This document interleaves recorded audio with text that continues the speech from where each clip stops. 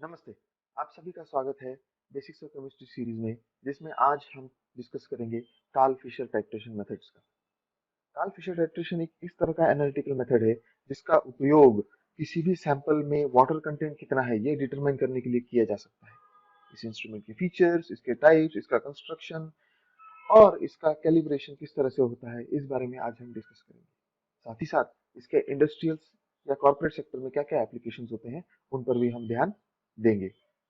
तो principal of working के साथ साथ और भी ऐसी बाकी काफी सारी चीजें हैं जिनके बारे में हम आज पढ़ेंगे। तो चलिए शुरू करते हैं।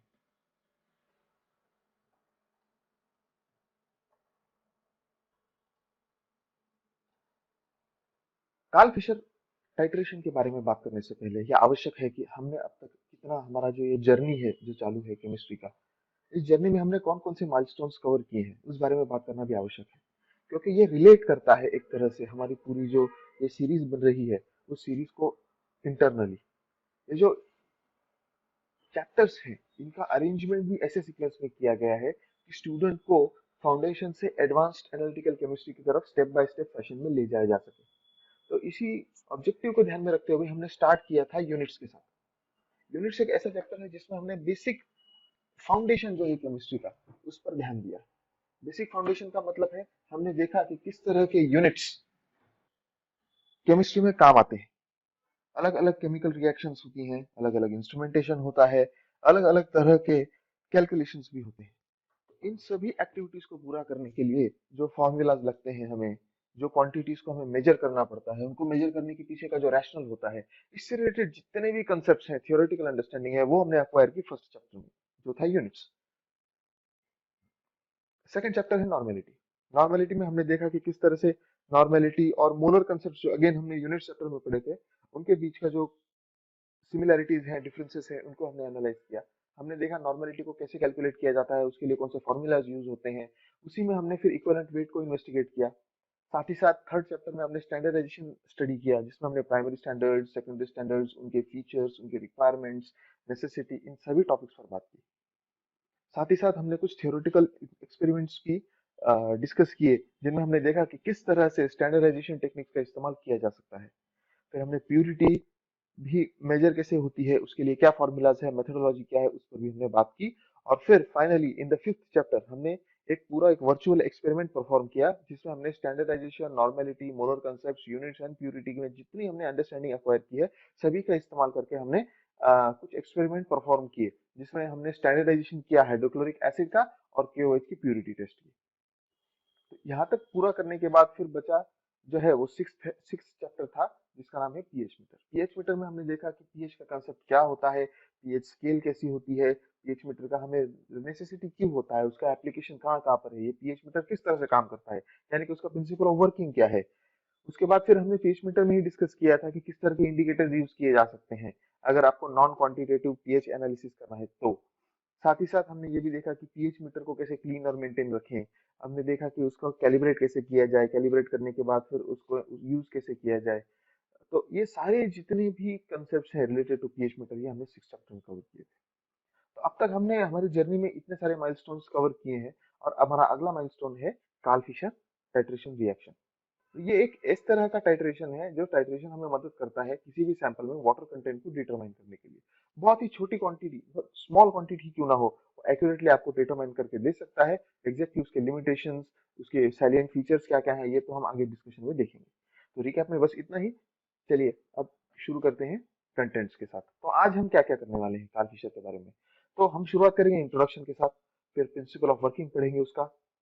और जैसे कि मैंने आपको बताया कि Karl Fischer is kind of a titration, और अगर टाइट्रेशन की बात हो रही है तो आपको एंड पॉइंट भी चाहिए, क्योंकि बिना एंड पॉइंट के आपको पता नहीं चलेगा कि आपका जो केमिकल रिएक्शन है वो पूरा हुआ है कि नहीं हुआ है। टाइट्रेशन का आप जो डेटा यूज करते हो क्वांटिटेटिव एनालिसिस के लिए, वो डेटा आपका रिलायबल नहीं होगा अगर आपका एंड पॉइंट सही नहीं है तो। इसलिए एंड पॉइंट डिटेक्शन कैसे करना है, उसके लिए जो मैकेनिज्म यूज किए जाते हैं कार्ल फिशर टाइट्रीमेट्री में, उनको भी काफी सिग्निफिकेंस है, इसलिए हम उनको सेपरेटली उनके ऊपर ध्यान देंगे। साथ ही साथ जो टाइट्रेशन होता है कार्ल फिशर टाइट्रेशन, उस कार्ल फिशर टाइट्रेशन के लिए एक स्पेसिफिक रिएजेंट यूज किया जाता है जिसको कार्ल फिशर रिएजेंट कहते हैं। और इसी रिएजेंट पर भी हम बात करेंगे, इसे किस तरह से बनाया जाता है, इसमें इसमें इंग्रेडिएंट्स क्या क्या पड़ते हैं, इन सभी बातों पर हम फोकस करेंगे। वॉल्यूमेट्रिक केएफ टाइट्रेशन पर भी हम ध्यान देंगे। वॉल्यूमेट्रिक केफ टाइट्रेशन, मतलब कार्ल फिशर टाइट्रेशन के दो टाइप्स होते हैं, वॉल्यूमेट्रिक होता है फिर काउलोमेट्रिक होता है। तो हम दोनों टाइप ऑफ जो both types of Karl Fischer titration reactions हैं उनको देखेंगे, उनके इंस्ट्रूमेंट्स देखेंगे, इंस्ट्रूमेंट्स की फीचर्स भी हम चेक करेंगे। साथ ही साथ फिर कार्ल फिशर का जो टाइट्रीमेट्री है उसका एडवांटेज क्या है, इस एनालिटिकल मेथड का एडवांटेजेस, उसके लिमिटेशंस, और साथ ही साथ इंडस्ट्रियल लैब्स में या और प्रोडक्शन प्रोसेसेस में या quality control quality assurance activities में कार्ल फिशर रिएजेंट के क्या क्या एप्लीकेशन होते हैं उन पर भी ध्यान देंगे। और फाइनली हम समरी में ये सारी बातें इन शॉर्ट डिस्कस करके रिमाइंड अपने आप को खुद को करेंगे कि हमने क्या क्या पढ़ा है, और फिर उसी के साथ हमारा सेशन एंड होगा। तो चलिए शुरू करते हैं। Introduction, definition. तो सबसे पहले तो देख लेते हैं कि कार्ल फिशर टाइट्रेशन की डेफिनेशन क्या है।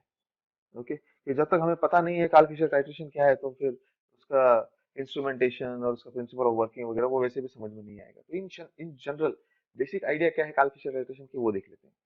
तो डेफिनेशन क्या कहती है, Karl Fischer titration is a technique for the determination of moisture content. एकदम प्लेन एंड सिंपल, ज्यादा कॉम्प्लिकेट नहीं करेंगे हम इसको अभी। Karl Fischer reaction is an analytical procedure which can be used to determine extent of moisture content in any given sample। आपके पास एक sample है, उसके अंदर टोटल मॉइस्चर कंटेंट कितना है, ये अगर आपको डिटरमाइन करना है तो आप Karl Fischer titration reaction use कर सकते हो। सिर्फ इतना ही अभी के लिए। The technique was developed by chemist name Karl Fischer. एक केमिस्ट थे, उन्होंने ये टेक्निक डेवलप किया था मॉइस्चर कंटेंट को डिटरमाइन करने के लिए। तो उन्हीं के नाम पर इस टाइट्रीमेट्री को भी नाम दे दिया गया है। It is based on reagent which reacts with water and converts the water into a non-conductive chemical।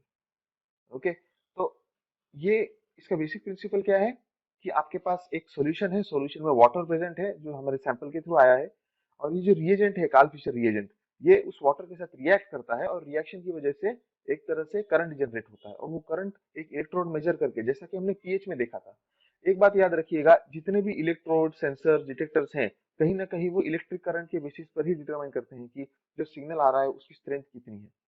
तो पीएच में जिस तरह से ज्यादा हाइड्रोजन प्लस आयंस होने की वजह से ज्यादा केमिकल रिएक्शन होता था, जिस वजह से ज्यादा करंट जनरेट होता था, जिस वजह से वोल्टेज कम हो जाता था, पोटेंशियल डिफरेंस कम हो जाता था, तो अपने आप पीएच का नंबर जो है वो कम होता था, और वोल्टेज की वैल्यू बढ़ती थी, यानी कि कम हाइड्रोजन आयन होते थे तो पीएच की वैल्यू भी बढ़ जाती थी। तो वहां पर आप देख रहे हैं कि किस तरह से पीएच मीटर में नंबर ऑफ हाइड्रोजन आयंस जो प्रेजेंट है अवेलेबल, जो थर्मोडायनेमिकली एक्टिव भी है, ऐसे आयंस की क्वांटिटी के बेसिस पर करंट चेंज होता था। करंट के बेसिस पर हम डिटरमाइन करते थे कि हमारे सॉल्यूशन में कितना एसिडिटी है या अल्कलिनिटी है।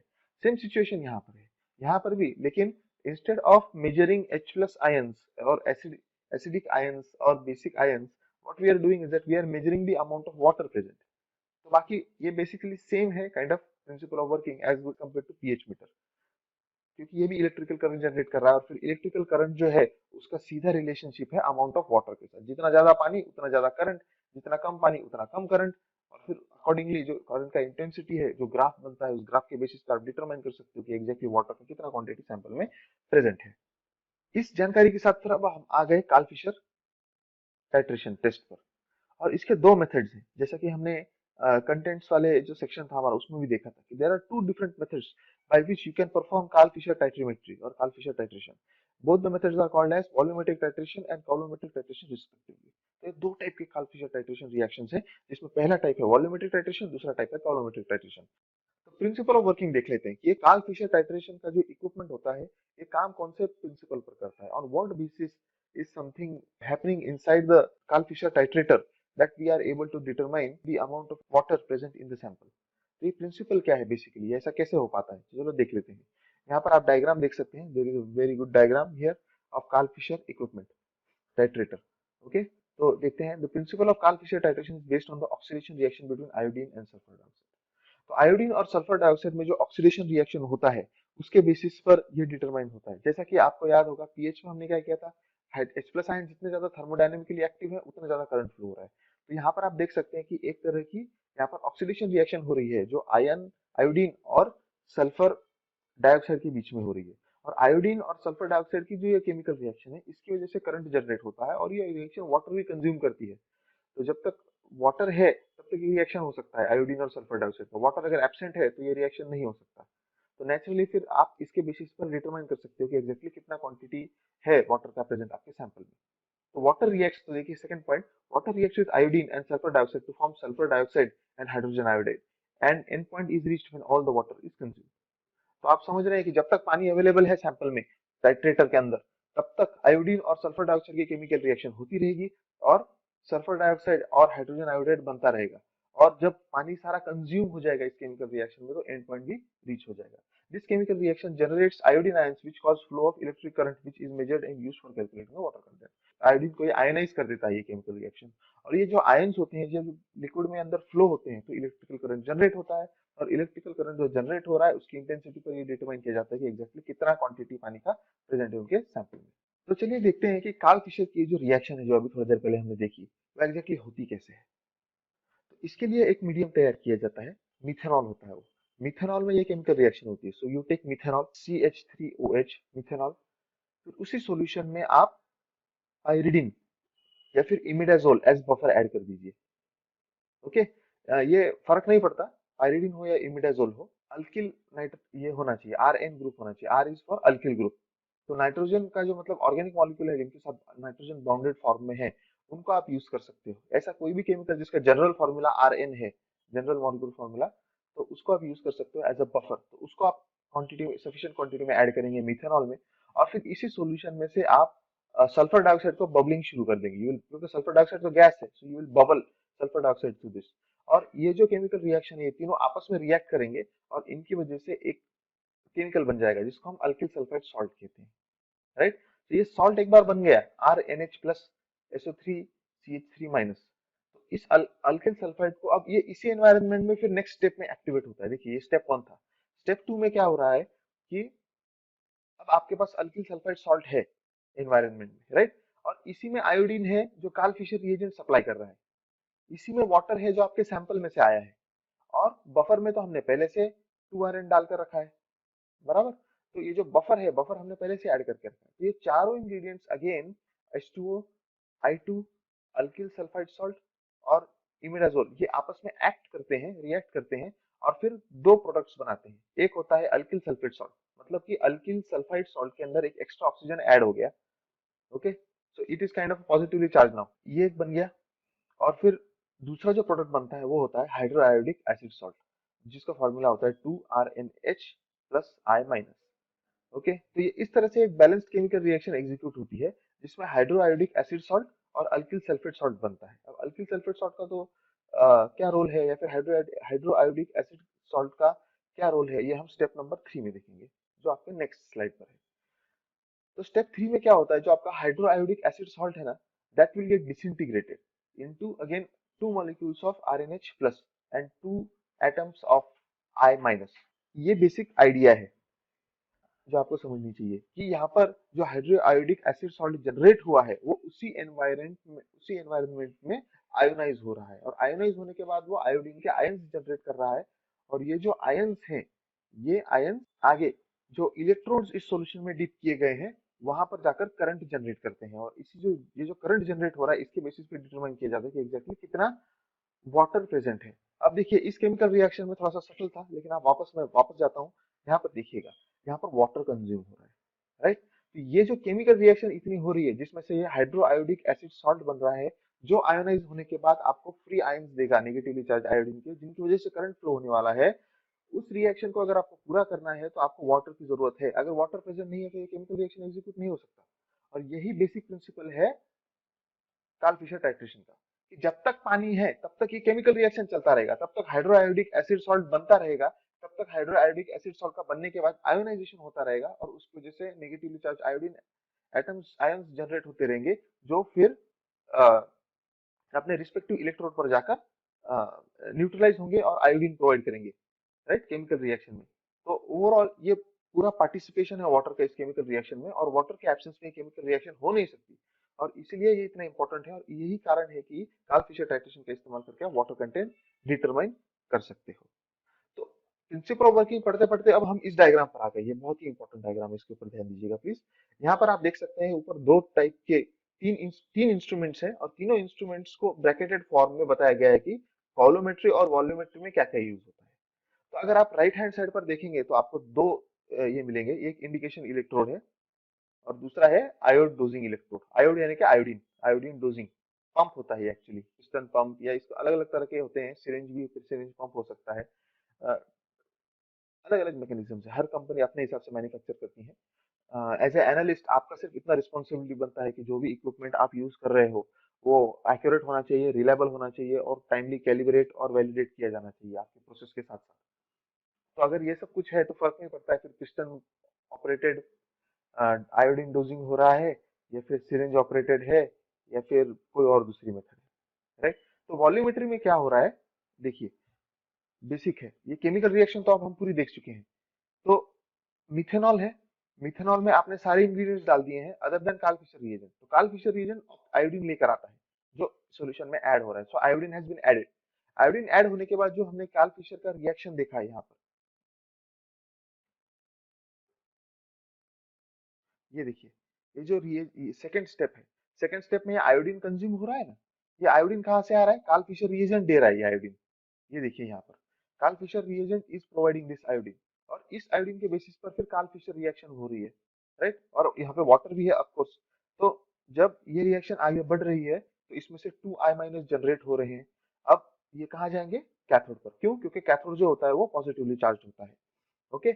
और सारे के सारे जो एनायन कैटायंस होते हैं यानी कि negatively charge ions, they will go to cathode, they will donate their electrons, और इलेक्ट्रॉन्स डोनेट करने के बाद वो न्यूट्रलाइज हो जाएंगे, so they will again generate metallic ion, metallic atoms of और मॉलिक्यूल्स ऑफ आयोडीन, I2 बन जाएगा।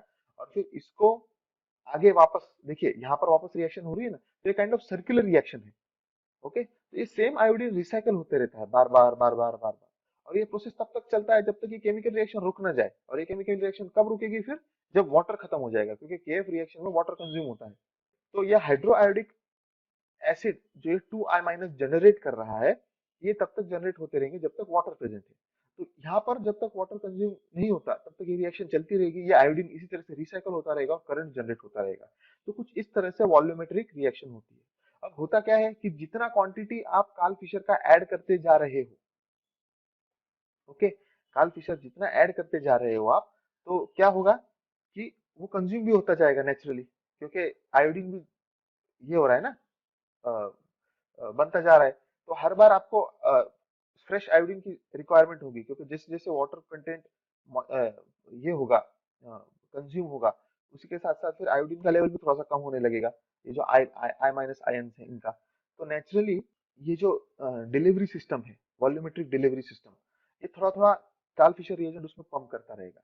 और हम थ्रू प्रॉपर स्टैंडर्डाइजेशन और कैलिब्रेशन एक्टिविटी क्या करेंगे, ये डिटरमाइन कर लेंगे कि कितना कार्ल फिशर, कितना ml कार्ल फिशर रिएजेंट का अगर आप ऐड करते हो कार्ल फिशर टाइट्रेशन में, तो वो करस्पॉन्ड कितने वाटर के साथ करेगा। जैसा कि हमने HCl और NaOH के स्टैंडर्डाइजेशन टाइट्रेशन में देखा था, आपने क्या किया, NaOH का नॉर्मेलिटी कैलकुलेट कर लिया, NaOH का नॉर्मेलिटी कैलकुलेट कर लिया, उसके बाद फिर आपने HCl के साथ स्टैंडर्डाइजेशन किया और उसके बेसिस पर HCl का नॉर्मेलिटी कैलकुलेट किया, या फिर HCl का परसेंट प्यूरिटी कैलकुलेट किया। ऐसा कैसे हो पाया, क्योंकि आप जानते थे कि NaOH का और HCl का आपस में केमिकल रिएक्शन कैसे होता है, वो कितने how many moles of HCl are required to neutralise how many moles of NaOH। ये रिलेशनशिप आपको पहले से पता था, इसलिए आप वो कैलकुलेशन कर सकते थे, राइट। उसी तरह से यहाँ पर भी हमें पहले से पता होना चाहिए कि how many mls of Karl Fischer reagent will neutralise how many milligrams of water. एक बार वो आपको पहले से पता हो, या फिर आप कैलकुलेशन के बेसिस पर उसको स्टैब्लिश करोगे, ये कैसे करना है ये हम आगे देखेंगे, राइट, ये हम कवर करने वाले हैं। तो इसको हम कार्ल फिशर फैक्टर भी कहते हैं, टाइप केएफ रिएक्शन फैक्टर भी कहते हैं, राइट। तो ये जो फैक्टर है कार्ल फिशर फैक्टर है, इस कार्ल फिशर फैक्टर को डिटरमाइन कैसे किया जाता है वो भी हम देखेंगे, लेकिन वो आपके पास कैलकुलेटेड है, you can calculate it theoretically. तो वो कैलकुलेशन के बेसिस पर कितना ml आपका कार्ल फिशर रीजन का कंज्यूम हुआ है, उसके बेसिस पर आप डिटरमाइन कर सकते हो कि एग्जैक्टली कितना क्वांटिटी वाटर का प्रेजेंट था आपके सैंपल में। तो कुछ इस तरह से वॉल्यूमेट्रिक रिएक्शन होता है, वॉल्यूमेट्रिक टाइट्रेशन होता है। काउलोमेट्रिक टाइट्रेशन भी सेम है, सिर्फ इसमें फर्क इतना है कि कार्ल फिशर रिएजेंट जो है ना वो स्टार्टिंग में थोड़ा ऐड कर दिया जाता है, बस इतना ही।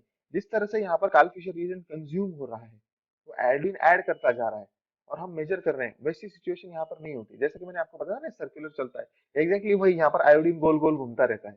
वो गोल गोल इसलिए घूमता है क्योंकि यहाँ पर इलेक्ट्रोड इस तरह से सेट किए गए हैं कि हाइड्रोआयोडिक एसिड सॉल्ट उसके आयोनाइजेशन के बाद जो नेगेटिवली चार्ज आयोडीन के आयंस जनरेट होते हैं उनको आयोडीन में कन्वर्ट करने का काम ये करता है, और ये आयोडीन के जो आयंस होते हैं ये अगेन फीड होते हैं उसी काल्फिशर रिएक्शन में। तो कुछ इस तरह से ये काम होता है। यहाँ पर आप देख सकते हैं अ, एक आयोड जनरेटिंग इलेक्ट्रोड होता है, तो इसका यही काम है, मतलब मल्टीपल रोल है, राइट। तो ये इलेक्ट्रिक मेथड हो गया, इलेक्ट्रिक टाइट्रेशन हो गया काइंड ऑफ एक तरह से। और आप एग्जैक्टली जानते हैं कि जब तक करंट फ्लो हो रहा है तो कितने करंट पर कितना आयोडीन जनरेट हो रहा है, राइट। और कितना आयोडीन जनरेट हो रहा है इसके बेसिस पर फिर आप बाकी के कैलकुलेशन कर सकते हैं। अब आपको प्रिंसिपल समझ गया है कि कार्ल फिशर रिएक्शन और कार्ल फिशर टाइट्रेशन किस तरह से काम करता है, इसका प्रिंसिपल ऑफ वर्किंग क्या है। दोनों टाइप के हमने इन ब्रीफ डिस्कस भी कर लिया, वॉल्यूमेट्रिक और काउलोमेट्रिक, इनको आगे हम और ज्यादा डिटेल में देखेंगे। उसके पहले लेकिन हम एंड पॉइंट डिटेक्शन कैसे किया जाता है वो चेक करेंगे। तो कार्ल फिशर टाइट्रेटर एक तरह का इंस्ट्रूमेंट है, और एक आपको बात याद रखनी होगी कि किसी भी तरह का इंस्ट्रूमेंट हो उसके लिए जो डिटेक्टर्स होते हैं, यानी कि उनको आप सेंसर भी कह सकते हो, ये जो सेंसर्स होते हैं ना, ये आप मल्टीपल सेंसर्स यूज कर सकते हो डिटेक्शन के लिए, एंड पॉइंट डिटेक्शन के लिए। जिस तरह से टाइट्रेशन रिएक्शन में आप मल्टीपल इंडिकेटर्स को यूज कर सकते हो, उसी तरह से यहाँ पर भी ये पॉसिबल है। तो हम सारी की सारी जो पॉसिबल मेथड्स हैं एंड पॉइंट डिटेक्शन की उनको एक्सप्लोर करेंगे, जो प्रैक्टिकली अप्लाई की जा सकती हैं कार्ल फिशर टाइट्रेशन इक्विपमेंट पर, और फिर देखेंगे कि उनको यूज किया जाता है कि नहीं किया जाता है। तो उसमें सबसे पहला जो detection and point detection technique है वो है विजुअल इंस्पेक्शन मेथड, राइट। तो विजुअल इंस्पेक्शन आप डिटेक्ट करोगे, डिटेक्ट कैसे करोगे आप विजुअल इंस्पेक्शन? जैसे कि फॉर एग्जांपल वॉल्यूमेट्रिक चल रहा है, okay, titration, volumetric Karl Fischer titration, तो आपने केमिकल रिएक्शन देखा, केमिकल रिएक्शन में क्या हो रहा था कि जो कार्ल फिशर रिएजेंट है, वो कार्ल फिशर रिएजेंट में जो आयोडीन प्रेजेंट है उस आयोडीन का इस्तेमाल करके कार्ल फिशर रिएक्शन हो रही थी जिसमें वाटर भी कंज्यूम हो रहा था, बराबर। At the end of this chemical reaction metallic iodine वापस रिलीज हो रहा था सॉल्यूशन में, और जब एंड पॉइंट आ जाएगा तो ये जो क्वांटिटी ऑफ आयोडीन है जो जनरेट हो रहा है ना, ये काफी बढ़ जाएगा जिससे कलर आ जाएगा सॉल्यूशन में, और वो कलर का जो कितना इंटेंसिटी है या फिर उसका शेडिंग कैसा है उसके ऊपर आप डिटरमाइन कर सकते हो कि एंड पॉइंट आया कि नहीं आया। लेकिन ये हाईली इनएक्यूरेट मेथड है, इसलिए प्रैक्टिकली इसको कोई यूज नहीं करता है, बहुत रेयरली यूज होता है कि कोई करता भी होगा तो। सिर्फ क्वालिटेटिव एनालिसिस के लिए शायद विजुअल डिटेक्शन को यूज किया जा सकता है, लेकिन क्वांटिटेटिव एनालिसिस के लिए visual detection has no standing. दूसरा मेथड क्या है एंड पॉइंट डिटेक्शन का? तो वो है spectrophotometry method to detect the end point. तो आप स्पेक्ट्रोफोटोमेट्री मेथड भी यूज कर सकते हो। स्पेक्ट्रोफोटोमेट्री में क्या होता है वो देखते हैं। हम जानते हैं कि लाइट होती है ना, it is composed of multiple radiations of having unique wavelength, right. तो ये जो लाइट होती है आपकी सिंपल लाइट, उस लाइट को हम बाइफरकेट बाइफरकेट मतलब इसको डिफ्रैक्शन कर सकते हैं हम उसका।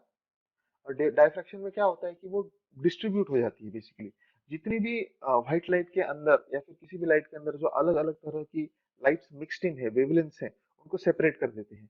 सेपरेट करने के बाद स्लिट को इस तरह से एडजस्ट करते हैं कि एक पर्टिकुलर वेवलेंथ की लाइट ही हम पास होने देते हैं उस स्लिट में से, और स्लिट में से जो लाइट पास होती है वो गिरती है सॉल्यूशन के ऊपर जो इसमें आपका सैंपल है। और फिर इसकी वजह से क्या होता है कि ये इलेक्ट्रिकल करंट जनरेट होता है। इलेक्ट्रिकल करंट कहाँ जनरेट होता है मैं आपको बताऊंगा। इलेक्ट्रिकल करंट जनरेट होता है, यहाँ पर दो कनेक्टेड होते हैं फोटो डिटेक्टर्स, फोटो सेल्स, जैसा यहाँ पर डायग्राम में यहाँ पर दिखा है। तो ये फोटो सेल्स जो ना दोनों तरह की लाइट्स को कैप्चर करते हैं, कि सैंपल के थ्रू पास होने से पहले और सैंपल के थ्रू पास होने के बाद। और फिर ये जो दोनों लाइट्स हैं इनकी इंटेंसिटी में क्या चेंज आया है on the basis of the electric current, ये डिटरमाइन किया जाता है और फिर कैलकुलेट किया जाता है सिस्टम के थ्रू कि एग्जैक्टली सॉल्यूशन का कॉन्सेंट्रेशन कितना है। ओके, तो ये हो गया स्पेक्ट्रोफोटोमेट्री मेथड। ये काफी एक्सपेंसिव मेथड है, impractical method. Other easier and less complicated methods are available in situ. इसका मतलब है कि स्पेक्ट्रोफोटोमेट्री आप यूज कर सकते हैं अगर चाहे तो, कोई प्रॉब्लम नहीं है, लेकिन ये काफी एक्सपेंसिव भी होता है। एक अलग से आपको एक सेपरेट इंस्ट्रूमेंट आपको मेंटेन करना पड़ेगा, फिर उस इंस्ट्रूमेंट का कैलिब्रेशन करना पड़ेगा रेगुलर बेसिस पे, उसकी जो प्रोसेसेस है, मेथड्स है, उनको वैलिडेट करना पड़ेगा। तो ये काफी सारा वर्कलोड भी बढ़ेगा और it is unnecessary, because simple methods already available है जिनके बेसिस पर आप exact amount of moisture content determine कर सकते हो। तो चलिए देखते हैं। और ये कार्ल फिशर टाइट्रेटर के अंदर ही प्रेजेंट होते हैं, और इसी वजह से यहाँ पर ये जो इलेक्ट्रोमेट्रिक इंडिकेशन मेथड्स है इनकी एंट्री होती है। ये वो मेथड्स हैं जिनके बेसिस पर आप जब टाइट्रेशन हो रहा है तभी रियल टाइम में आप डिटरमाइन कर सकते हो कि मॉइस्चर कंटेंट कितना है। तो चलिए देखते हैं। End point indication methods using two polarised electrodes are most popular. तो दो पोलराइज्ड इलेक्ट्रोड्स का इस्तेमाल करके जो एंड पॉइंट डिटेक्शन होता है कालफिशर में, वो सबसे ज्यादा पॉपुलर माना जाता है। इसमें डबल प्लेटिनम वायर और double platinum ring electrodes are commonly used. दो तरह के इलेक्ट्रोड्स होते हैं, प्लेटिनम वायर वाले डबल और डबल प्लेटिनम रिंग वाले जो इलेक्ट्रोड्स हैं उनको भी यूज किया जाता है।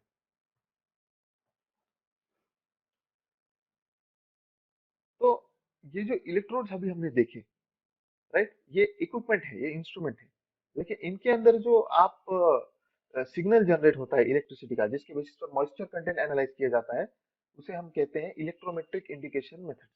अब इलेक्ट्रोमेट्रिक इंडिकेशन मेथड्स जो हैं उनमें दो टाइप्स हैं, बाय एम्पेरोमेट्रिक इंडिकेशन और by voltametric indication. Alright, by amperometric और बाय वोल्टामेट्रिक इंडिकेशन जो है, इनका प्रिंसिपल सेम है, लेकिन ये प्रिंसिपल ऑफ वर्किंग सेम है, लेकिन ये अलग अलग यूनिट्स को या अलग अलग एस्पेक्ट को मेजर करते हैं, जिस वजह से ये दो डिस्टिंक्शन करना पड़ता है हमें। नाम से ही आपको ध्यान में आ गया होगा, बाय एम्पेरोमेट्रिक इंडिकेशन का मतलब है ये करंट कितना फ्लो हो रहा है उसके बेसिस पर डिटरमाइन करेगा कि एंड पॉइंट आया कि नहीं आया। और बाय वोल्टामेट्रिक पोटेंशियल डिफरेंस कितना है, रेजिस्टेंस कितना है, उसके बेसिस पर ये डिटरमाइन करेंगे कि एंड पॉइंट आया कि नहीं आया। ऑलराइट, तो चलिए देखते हैं बाय एम्पेरोमेट्रिक इंडिकेशन क्या होता है। also called as dead stop indication और end point indication, also called dead stop indication of end point। तो end point का dead stop indication by amperometric indication को कहा जाता है। डेड स्टॉप यानी कि एकदम आपको शार्प एंड पॉइंट मिलेगा, it's not like a curve. ये हम अगले स्लाइड पर ग्राफ में देखेंगे कि किस तरह से एकदम शार्प पॉइंट मिलता है। और उसके बाद फिर आप क्लियरली इंडिकेट कर सकते हो कि आपका जो ये है बाय एम्पेरोमेट्रिक जो एंड पॉइंट है वो आया है कि नहीं आया है।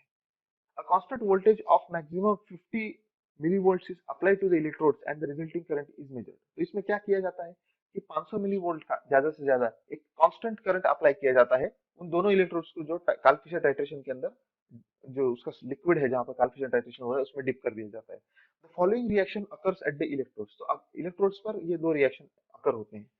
कैथोड पर क्या होता है, मेटेलिक आयोडीन जाएगा और वो 2 इलेक्ट्रॉन्स एक्सेप्ट करेगा और फिर आपको 2 आई माइनस आयंस मिलेंगे। ओके, जिसका क्या होगा, रिडक्शन। अब रिडक्शन के देखिए, रिडक्शन के ना डेफिनेशन होती है रिडक्शन की और ऑक्सीजन की। रिडक्शन और ऑक्सीजन ऑक्सीडेशन किसी भी एलिमेंट का हो रहा है तो वो तीन क्राइटेरिया पर डिटरमाइन किया जाता है कि हो रहा है कि नहीं हो रहा है, राइट। अगर आपके इलेक्ट्रॉन्स ऐड हो रहे हैं तो रिडक्शन है, हाइड्रोजन H प्लस आयन अगर आप ऐड कर रहे हो तो रिडक्शन है, और अगर ऑक्सीजन आप वहां से रिमूव कर रहे हो तो भी रिडक्शन है। जबकि अगर आप इलेक्ट्रॉन को एलिमिनेट कर रहे हो तो ऑक्सीडेशन है, H प्लस आयन को एलिमिनेट कर रहे हो या निकाल रहे हो तो ऑक्सीडेशन है, और ऑक्सीजन को ऐड कर रहे हो तो भी ऑक्सीडेशन है। तो ये तीन क्राइटेरिया है जिनके बेसिस पर हम डिटरमाइन करते हैं कि कोई भी केमिकल रिएक्शन जो हो रही है वो ऑक्सीडेशन है या रिडक्शन है। और ऑक्सीडेशन, ऑक्सीडाइजिंग और रिड्यूसिंग एजेंट्स जो होते हैं वो भी इसी बेसिस पर डिटरमाइन किए जाते हैं। ऐसा कोई भी एलिमेंट जो, अब रिडक्शन के लिए तीन क्राइटेरिया क्या है, addition of electron, addition of H plus ion और रिमूवल ऑफ ऑक्सीजन। तो ऐसा कोई भी केमिकल जो आइदर इलेक्ट्रॉन ऐड करेगा, H प्लस आयन ऐड करेगा या ऑक्सीजन रिमूव करेगा, उसे हम रिड्यूसिंग एजेंट कहते हैं, सॉरी। और ऐसा कोई भी एलिमेंट, ऐसा कोई भी कंपाउंड जो ऑक्सीजन ऐड करेगा, इलेक्ट्रॉन रिमूव करेगा, H प्लस आयन रिमूव करेगा, उसे हम ऑक्सीडाइजिंग एजेंट कहते हैं। तो ये ऑक्सीडाइजिंग एजेंट्स और रिड्यूसिंग एजेंट्स जो होते हैं वो इस तरह से रिडक्शन और ऑक्सीडेशन करते हैं। तो यहाँ पर कैथोड पर रिडक्शन हो रहा है आयोडीन का, और एनोड पर ऑक्सीडेशन हो रहा है आयोडीन का। So initially only low voltages are required to produce a flow of current. Then the voltage increases steeply as a function of the iodine concentration. Right, तो शुरुआत में आपको कैसा है, इस रिएक्शन को स्टार्ट करने के लिए, किक स्टार्ट करने के लिए थोड़ा सा वोल्टेज देना पड़ता है। थोड़ी देर के बाद क्या होता है कि ये रिएक्शन प्रॉपरली चालू हो जाती है, और जब ये चालू हो जाती है तो ये अपने आप खुद का करंट जनरेट करने लगती है, क्योंकि आप यहाँ पर देख रहे हैं इलेक्ट्रॉन फ्लो हो रहा है ना। कैथोड से ये इलेक्ट्रॉन लेकर आयोडीन चला एनोड पर, जहां पर उसने इलेक्ट्रॉन डोनेट कर दिया, तो कैथोड से एनोड की तरफ इलेक्ट्रॉन का फ्लो हो रहा है, और इसी वजह से हम ऐसा कह सकते हैं कि करंट फ्लो होने लगता है। और जैसे जैसे आयोडीन का कॉन्सेंट्रेशन बढ़ता है, आयोडीन का कॉन्सेंट्रेशन कैसे बढ़ेगा, आप कार्ल फिशर रिएजेंट उसमें ऐड कर रहे हो अगर वॉल्यूमेट्रिक है तो। अगर काउलोमेट्रिक है तो उसके अंदर अपने आप आयोडीन जनरेट हो रहा है वाया इलेक्ट्रोड। तो ये दोनों मेथड में कैसा है, जैसे जैसे धीरे धीरे आगे बढ़ती है प्रोसेस तो आयोडीन का कॉन्सेंट्रेशन बढ़ता जाता है, और फिर उस वो करंट जो है उसके बेसिस पर आप डिटरमाइन कर सकते हो कि एग्जैक्टली वाटर का कंटेंट कितना कंज्यूम हो रहा है ये पूरी रिएक्शन में। क्योंकि याद रखिएगा ये जो हाइड्रोआयोडिक एसिड सॉल्ट है, जहां से आपके 2 I माइनस या इस तरह के आयंस जनरेट होते हैं, वो रिएक्शन वाटर कंज्यूम करता है। और वाटर अगर अवेलेबल नहीं है तो रिएक्शन नहीं हो पाएगा, रिएक्शन नहीं हो पाएगा तो ये करंट जनरेट नहीं होगा। इसका मतलब है आपको एंड पॉइंट मिल जाएगा जो कुछ इस तरह से मिलता है। देखिए, initially only low voltages are required to produce flow of current, then voltage increases steeply as a function of iodine concentration. जैसे जैसे आयोडीन कंसंट्रेशन बढ़ेगा वैसे वैसे ये करंट भी बढ़ता जाता है। और फिर जब एक पॉइंट आ जाता है कि वहां उसके बाद करंट बिल्कुल नहीं बढ़ता है, देखिए आप एकदम इमीडिएट शार्प एंड पॉइंट मिला आपको, तो ये आपका एंड पॉइंट हो गया। आप जानते हैं कि इतना ml जो है कार्ल फिशर रिएजेंट का हमने कंज्यूम किया है, और उसके बेसिस पर फिर आगे की कैलकुलेशन किए जाएंगे। This means that a current flows as long as iodine is present. When iodine has been consumed, the current falls abruptly to zero, hence called dead stop endpoint. The resistance between the electrodes increases strongly and the electrodes are again polarized.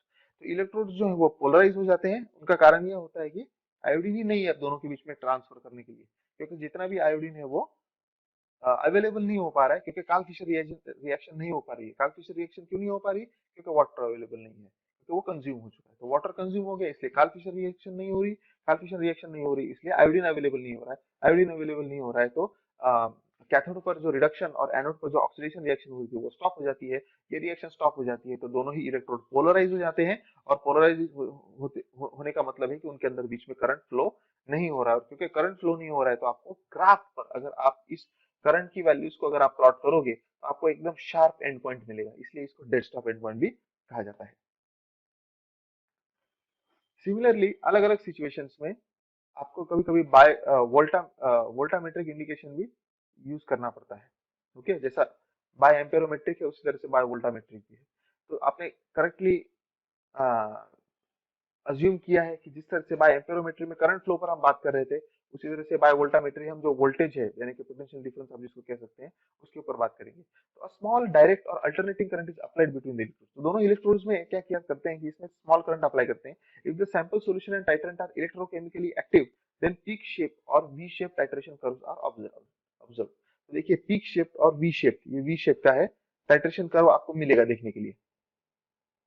Okay, if only one partner is electrochemically active यानी कि KFR with excess iodine, then L shaped curve जैसा कि यहाँ पर है ये आपको मिलेगा। तो केमिकल रिएक्शन के बेसिस पर जो वोल्टेज में डिफरेंसेस आते हैं उनको प्लॉट किया जाता है, और उसके बेसिस पर एंड पॉइंट डिटरमाइन किया जाता है। तो जब वोल्टेज में एकदम रैपिड चेंज आ जाता है तो वहां पर आपका एंड पॉइंट होता है, जैसे कि आप इन दोनों ग्राफ्स में देख सकते हैं, ये है पीक शेप और ये है एल शेप। जब दोनों इंग्रेडिएंट्स एक्टिव हैं इलेक्ट्रोकेमिकली तो आपको पीक शेप मिलेगा, और अगर एक ही इंग्रेडिएंट अगर एक्टिव है यानी कि कार्ल फिशर रिएजेंट तो आपको एल शेप पीक मिलेगा। आप देख सकते हैं। तो इस बेसिस पर, इस ग्राफ के बेसिस पर एंड पॉइंट आप डिटेक्ट कर सकते हैं। कार्ल फिशर रिएजेंट, अब हमने कई बार बात की है कि कार्ल फिशर रिएजेंट जो है ये कार्ल फिशर टाइट्रेशन में यूज होता है। ये कार्ल फिशर रिएजेंट बनता कैसे है इस पर हमने कोई बात नहीं की, और ये काफी आवश्यक है क्योंकि Karl Fischer reagent is the integral part of this entire process.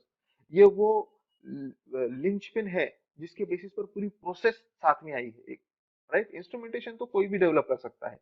Basic point ये है कि कार्ल फिशर रिएक्शन को समझना, ये टाइट्रेशन किस तरह से काम करता है उसको समझना आवश्यक है। और इसलिए ये कार्ल फिशर रिएजेंट जो है जो आयोडीन सप्लाई करने का काम करता है वो इसलिए इतना इंपॉर्टेंट है। इसको कैसे बनाया जाए वो देखते हैं। वैसे मार्केट में readymade Karl Fischer reagent available होता है, आप उसको प्रोक्योर कर सकते हो। और अगर आप ऐसा नहीं करना चाहते, आपके ऊपर कॉस्ट कंस्ट्रेंट्स हैं, तो आप आपकी लेबोरेटरी में भी कार्ल फिशर रिएजेंट बना सकते हो। और बस आपको एक बात याद रखनी है कि इस तरह से जब भी आप कोई रिएजेंट बनाते हो, खास करके क्वांटिटेटिव केमिकल एनालिसिस के लिए, तो उसको प्रॉपर्ली स्टैंडर्डाइज करना आवश्यक होता है, क्योंकि स्टैंडर्डाइजेशन के बिना उस केमिकल रिएजेंट का कोई मतलब नहीं है। तो देखिए प्रोसीजर कुछ ऐसा है कार्ल फिशर रिएजेंट बनाने का। ये एक जनरल फॉर्मूला है, इसमें थोड़े बहुत चेंजेस अगर होते हैं तो चलेगा, कोई प्रॉब्लम नहीं। बस आपको याद रखिए at the end of the process आपको स्टैंडर्डाइजेशन करना होगा। आपको याद होगा स्टैंडर्डाइजेशन की प्रोसेस में जब भी हम वेइंग करते थे तो हमारा टारगेट होता था हमें 2 ग्राम लेना है, लेकिन 2 ग्राम की जगह हम क्या करते थे 2.1 ग्राम या फिर 1.9 ग्राम, कुछ इस तरह से कोई क्वांटिटी ले लेते थे। तो उससे कोई फर्क नहीं पड़ता था as long as we are using the accurate quantity while performing calculations. Okay, तो ये इसलिए इतना आवश्यक है। तो कार्ल फिशर रिएजेंट आप बनाओ, उसको स्टैंडर्डाइज करो, और फिर आप उसको डेफिनेटली यूज कर सकते हैं। Use clean and dry equipment only, ये तो गिवन है। आपको कभी भी कोई भी रिएजेंट बनाना है लेबोरेटरी में तो आपको क्लीन और ड्राई इक्विपमेंट ही यूज करना है। Take 400 ml of methanol. 400 ml methanol को यूज कीजिए। याद रखिएगा मिथेनॉल टॉक्सिक होता है, इसके फ्यूम्स आप इनहेल मत कीजिए, it is bad for your health. Methanol can cause blindness and if consumed your life may be in danger. Okay, तो मिथेनॉल पॉइजनस होता है, मिथेनॉल को कभी कंज्यूम नहीं करना है। प्रॉपर पर्सनल प्रोटेक्टिव इक्विपमेंट यानी कि मास्क, आई प्रोटेक्शन गॉगल्स जो होते हैं वो, ग्लव्स और प्रॉपर लैब कोट या जो भी प्रोटेक्टिव इक्विपमेंट आपसे एक्सपेक्टेड है कि आपने पहनना चाहिए ये सारे काम करते हो तो आप जरूर पहनिए। Okay, add 80 milligram of pyridine और इमिडाजोल। तो ये दोनों में से कोई भी चलेगा, ये एज ए बफर काम करने वाला है। तो 80 ग्राम आइदर पायरिडीन डाल दीजिए या इमिडाजोल डाल दीजिए। कीप इन फ्रीजिंग बाथ, तो इसको ठंडा करने के लिए आइस बाथ जो होता है उसमें रख दीजिए आप। Pass sulphur dioxide till the weight of the solution increases by 20 gram. तो इसमें से आपको सल्फर डाइऑक्साइड बबल करना है। आपको याद होगा कि हमने देखा था कि किस तरह से सल्फर डाइऑक्साइड जो फर्स्ट स्टेप है उसमें एक्टिव होता है ना। अल्किल सल्फाइड सॉल्ट के क्रिएशन में sulphur dioxide plays a key role. और ये सल्फर डाइऑक्साइड कैसे अवेलेबल होगा केमिकल रिएक्शन में? By bubbling it through this solution.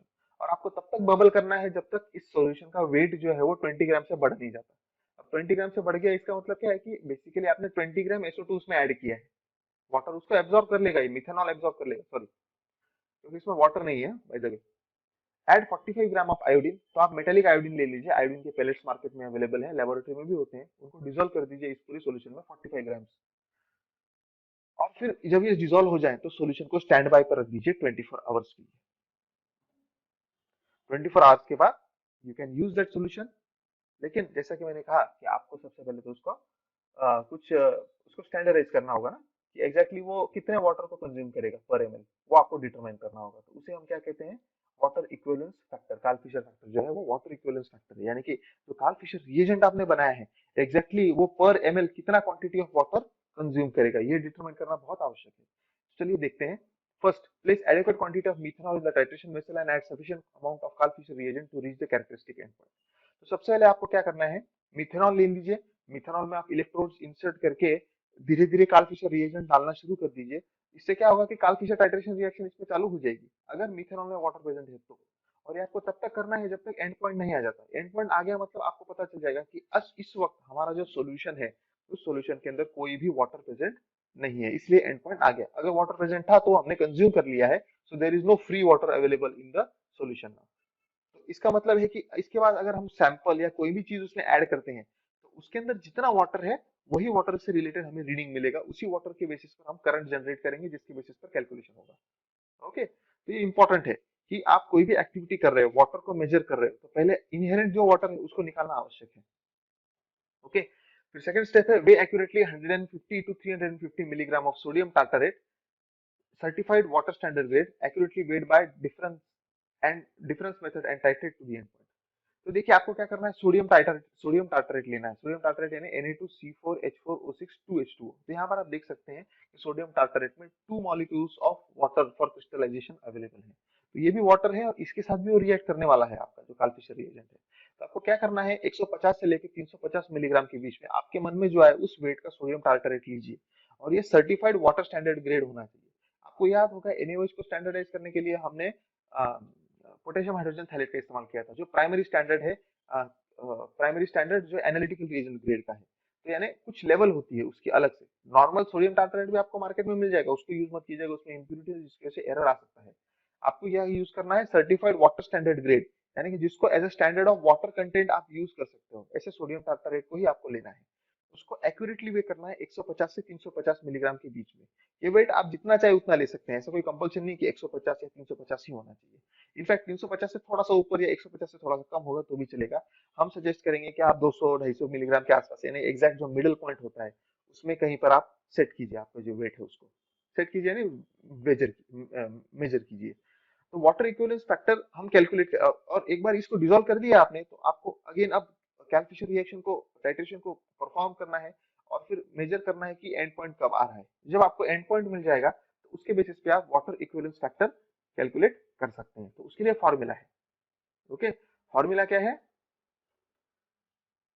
F is equal to 0.1566 multiplied by weight upon volume. Okay, तो weight किसका है? सोडियम टार्टारेट का, जो आपने लिया, expressed in milligram. Okay, milligram ही आपको एक्सप्रेस करना है यहाँ पर। अगर आप ग्राम में लिख दोगे ग्राम वाला वेट तो प्रॉब्लम हो जाएगी। तो अगर आपके पास प्रॉब्लम में अगर आपको किसी ने सॉल्यूशन निकालने के लिए अगर केमिस्ट्री वाला प्रॉब्लम दिया है सॉल्व करने के लिए, तो उसमें अगर कार्ल फिशर का जो वाटर इक्विवेलेंस फैक्टर है कार्ल फिशर टाइट्रेशन का, वो अगर आपको कैलकुलेट करना है और सोडियम टार्टरेट का वेट जो आपको दिया गया है वो ग्राम में है, तो आप उसको मिलीग्राम में कन्वर्ट करोगे। और मिलीग्राम में कैसे कन्वर्ट होता है, आपको अगर फर्स्ट चैप्टर याद होगा तो you are moving from higher level prefix to lower level prefix, और हायर लेवल से लोअर लेवल प्रीफिक्स पर जब हम जाते हैं तो 10 टू प्लस n से मल्टीप्लाई करते हैं। अब क्योंकि इनके बीच का जो मल्टीप्लिकेशन फैक्टर है वो है 10⁻3, तो इसका मतलब है कि अगर आपको कन्वर्ट करना है ग्राम को मिलीग्राम में, तो आपको ग्राम वाला जो भी क्वांटिटी है उसको मल्टीप्लाई करना होगा 10⁻3 के साथ। तो कुछ इस तरह से कन्वर्जन कर लीजिएगा अगर दूसरा यूनिट है। सेम अगर किलोग्राम दिया है तो 10⁻6 से आपको करना पड़ेगा।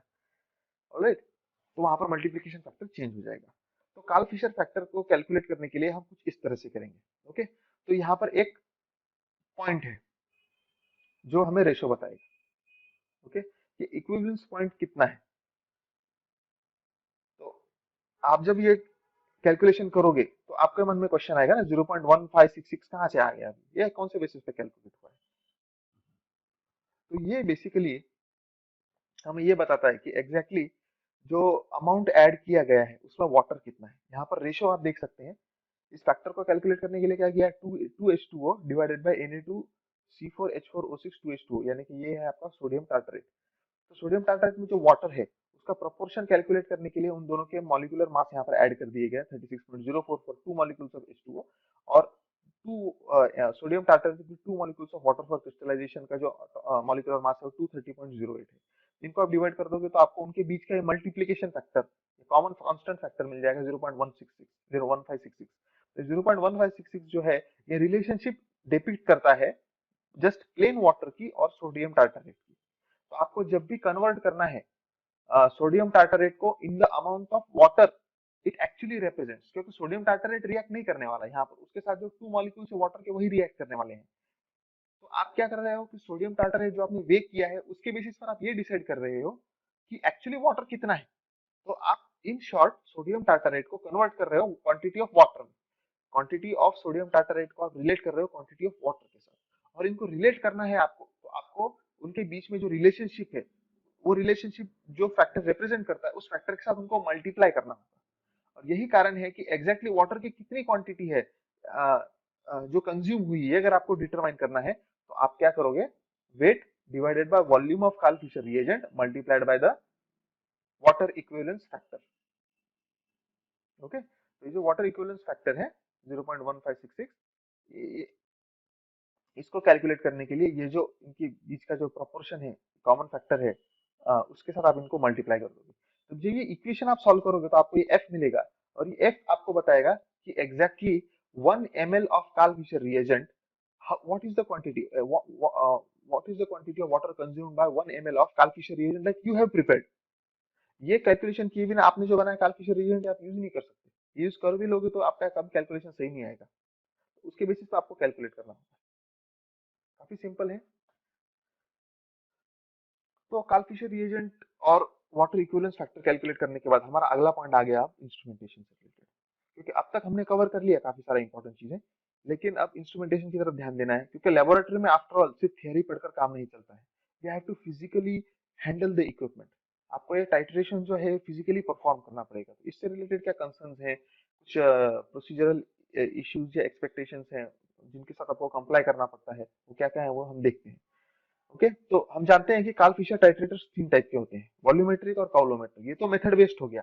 और एक तीसरा टाइप है जो हाइब्रिड है, जिसमें आप वॉल्यूमेट्रिक टाइट्रेशन भी कर सकते हो, काउलोमेट्रिक भी कर सकते हो।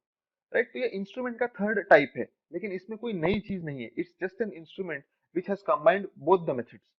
ओके, तो यू कैन चूज, जब आप काम करना शुरू कर रहे हो तो आप चूज कर सकते हो कि आपको काउलोमेट्रिक से टाइट्रेशन करना है या वॉल्यूमेट्रिक से। और ये जो डिसीजन है, ये डिसीजन जब लिया जाता है तो उसके लिए कुछ पैरामीटर्स होते हैं, जैसे कि फॉर एग्जांपल वॉल्यूमेट्रिक टाइट्रेशन जो है ना, वो जहाँ पर वाटर का जो कॉन्सेंट्रेशन थोड़ा हाई होता है ना, वहां पर ज्यादा सुटेबल होता है।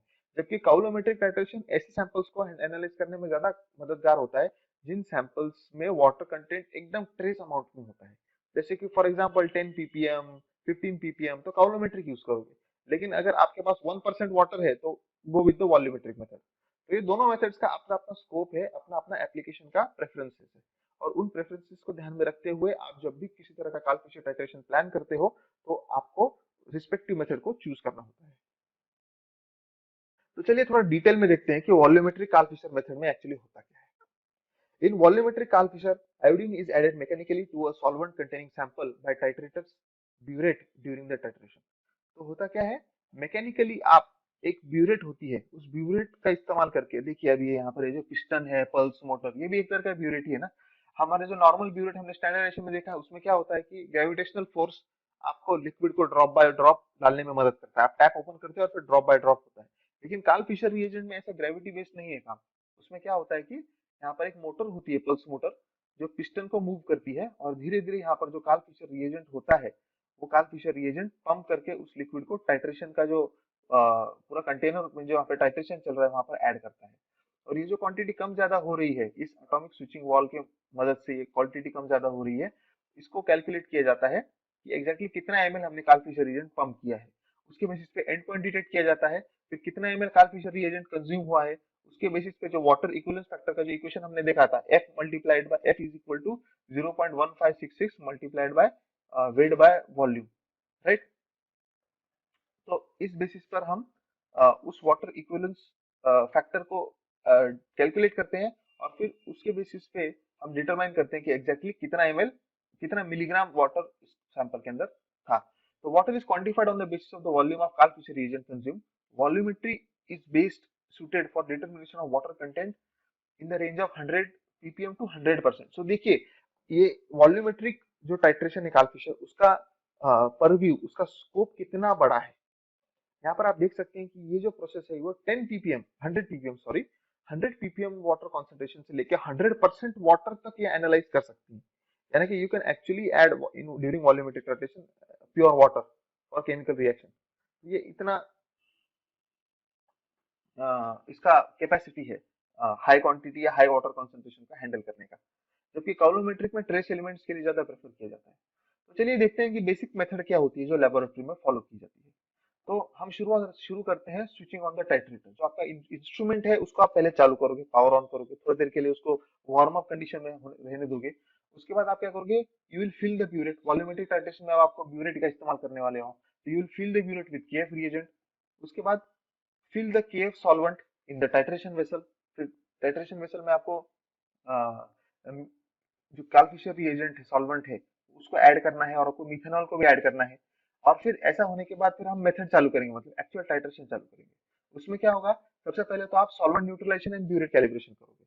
सॉल्वेंट न्यूट्रलाइजेशन कैसे होगा, you will let the reaction run for some time, जिससे कि हमने जो कार्ल फिशर रिएजेंट डाला है, अगर उसके अंदर पहले से कुछ पानी प्रेजेंट है, या फिर अगर मिथेनॉल जो यूज किया जा रहा है उसमें से पहले से कुछ कंटेंट है वाटर का, या हो सकता है आपका जो टाइट्रेशन वेसल है, टाइट्रेटर है, उसके अंदर कहीं पर ट्यूब में कुछ पानी था जो टच होकर आपके सॉल्यूशन में उतर आया है, राइट।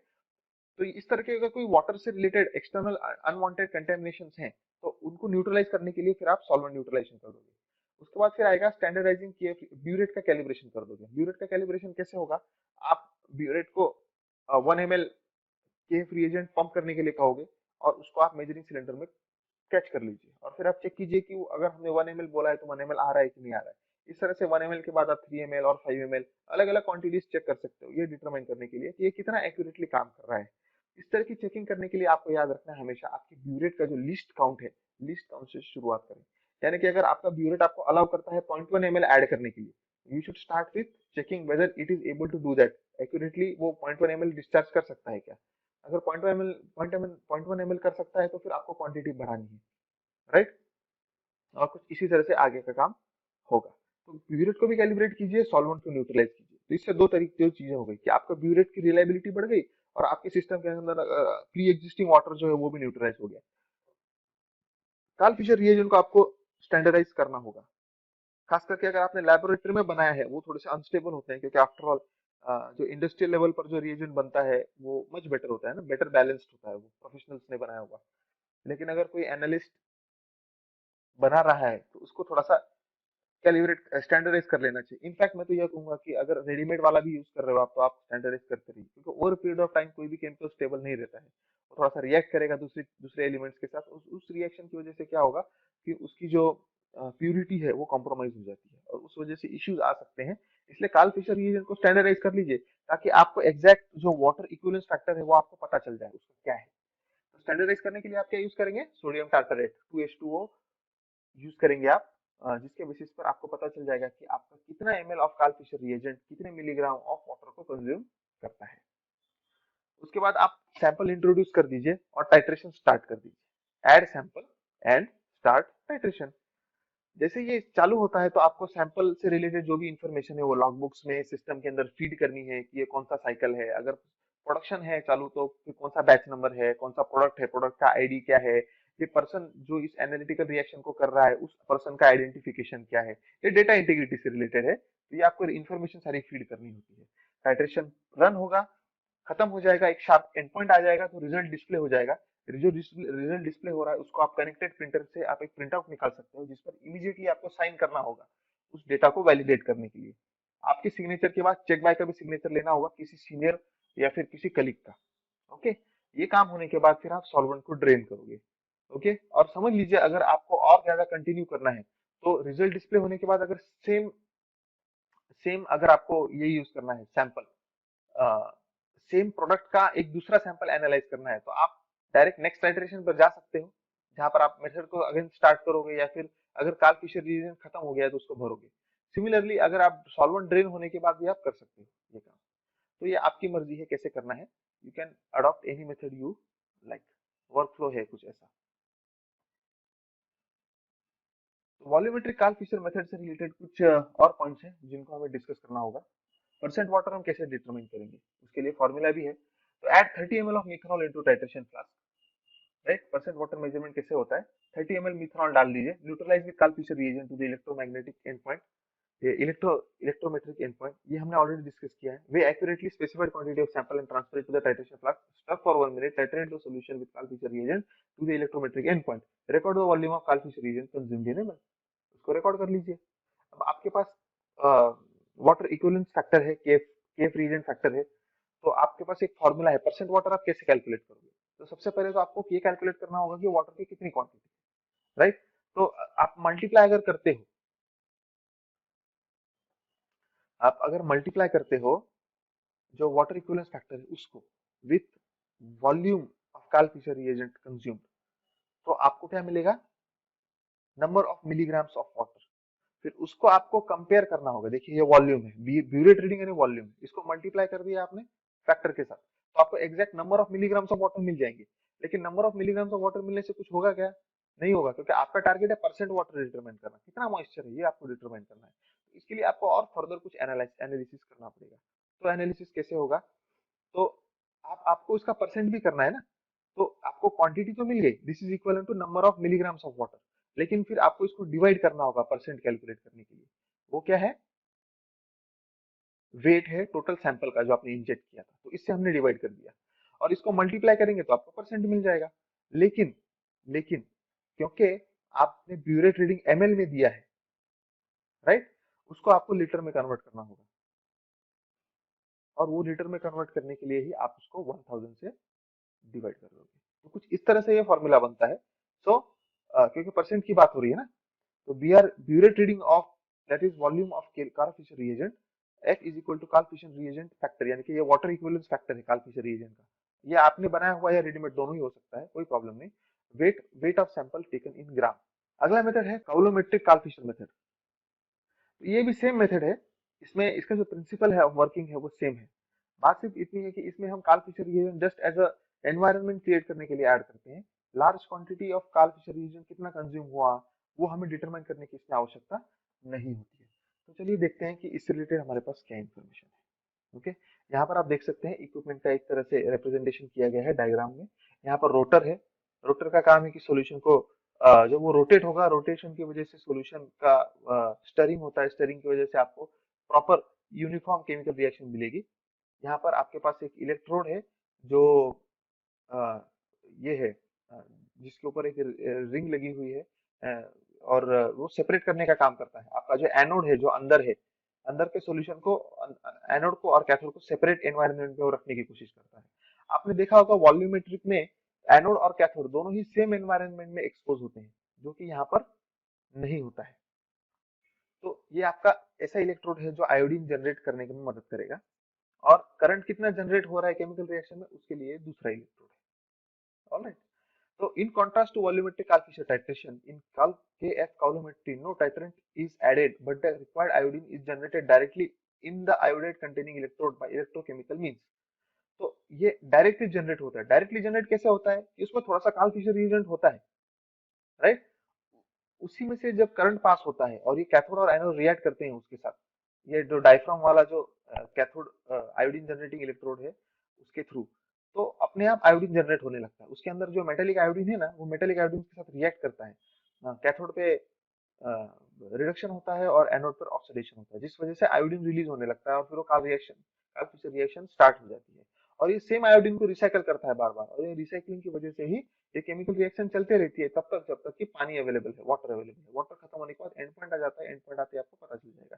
ड्रेन करने के लिए यहाँ पर टैप है, ये डायफ्राम है, रोटर है सोल्यूशन को स्टर करने के लिए, डिटेक्शन करने के लिए सेपरेट इलेक्ट्रोड है, सैंपल को इंजेक्ट करने के लिए एक पोर्ट है, और ये कैथोड चेंबर है जिसके अंदर हम मिथेनॉल भरकर रखते हैं, और ड्राइंग ट्यूब भी है। देखिए ये सब जब केमिकल रिएक्शन हो रहा है तो इस सॉल्यूशन को आप एयर टाइट नहीं रख सकते।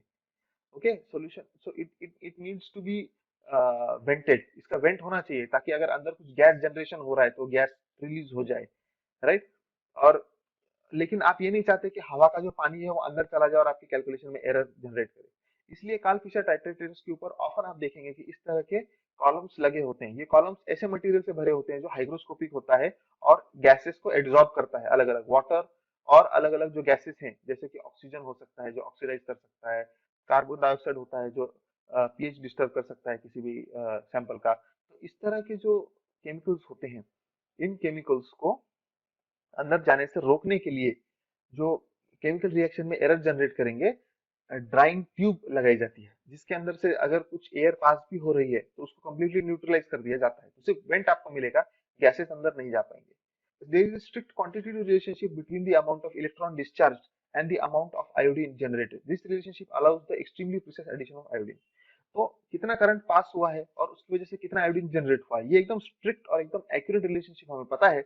उसके बेसिस पे इक्विपमेंट डिटरमाइन करता है कि एग्जैक्टली कितना क्वांटिटी जनरेट हुआ है, वाटर का कितना क्वांटिटी कंज्यूम हुआ है, या फिर कितना आयोडीन जनरेट हुआ है।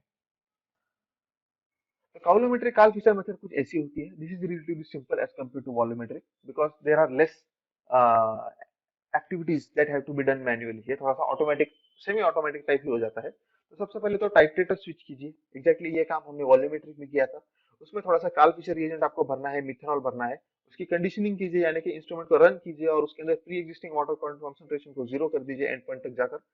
फिर टाइट्रेशन स्टार्ट कीजिए, सैंपल ऐड कीजिए, आपकी जो भी रिलेवेंट इंफॉर्मेशन है सैंपल, अमाउंट एंड आईडी की, उसको फीड कीजिए, टाइट्रेशन को रन कीजिए, और फिर आपको जब एंड पॉइंट आ जाएगा तो रिजल्ट डिस्प्ले हो जाएगा, उसकी प्रिंट आउट लेकर काउंटर सेंड कीजिए।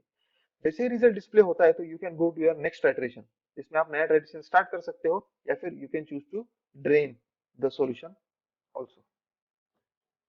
तो कुछ इस तरह से काउलोमेट्रिक काल फिशर मेथड काम करती है।